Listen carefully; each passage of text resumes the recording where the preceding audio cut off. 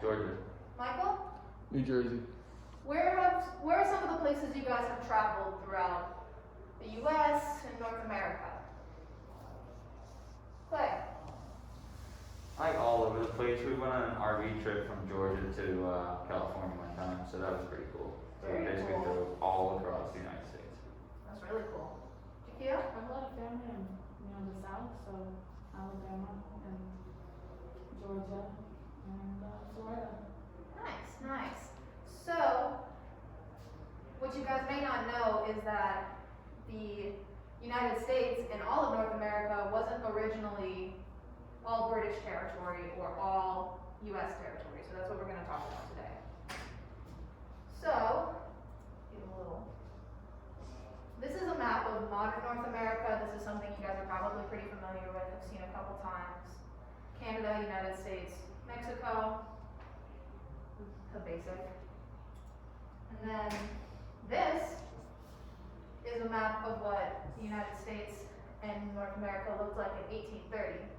So as you can see, we have Mexico here, Missouri Territory, Oregon, this huge British territory, the colonies. So let's talk about what we have represented.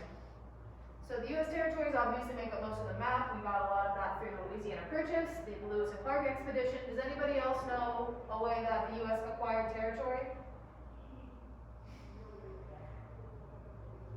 By stealing it?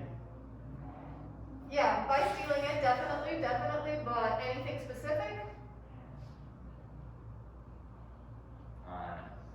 So, other things would be like the U.S.-Mexico War, when Texas was going to be annexed and brought up into the U.S. Does that remember the Alamo happened? I believe so. Okay. Mexico, originally New Spain, Spanish conquistadors kind of come up, all that. And then British territory, most of the British territory was up in Canada, but that used to belong to the Dutch.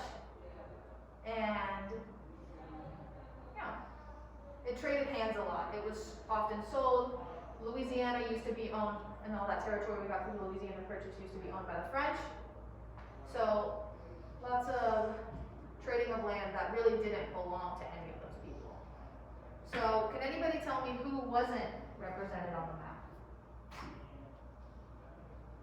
The Native Americans? Yeah, the Native Americans are nowhere on this map. So, they were pretty much pushed out in any way they could be.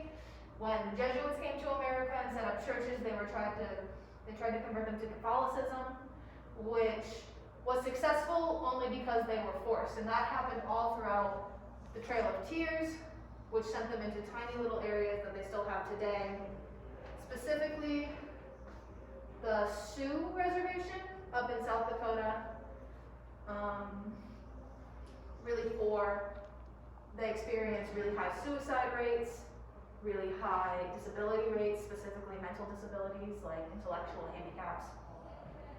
But a lot of this stuff that originally belonged to these other countries and these other nations of people have been left behind today.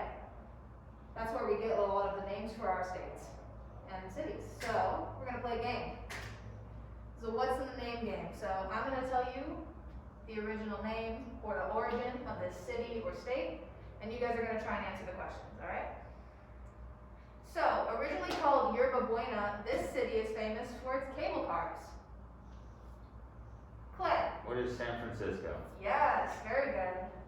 All right, the Central West state, famous for its high mountains, but is named for the reddish color of the river that runs through it, and then eventually drains into the Gulf of California. Jakia. Colorado? Yeah, very good. Alright, so most people think of the desert and casinos when they think of the state, but it is actually named for the snow. Clay. Las Vegas? Yes. No. Well, Las Vegas. Where is Las Vegas? Oh, Nevada. Nice. Got it. Alright, this state is known for its big sky, but its name is an English derivation of the Spanish word for mountain. Jakia. Montana. Yeah, definitely. So, that's pretty much the lesson, guys. Thank you so much for coming. Thank you very much. Thank you, teacher.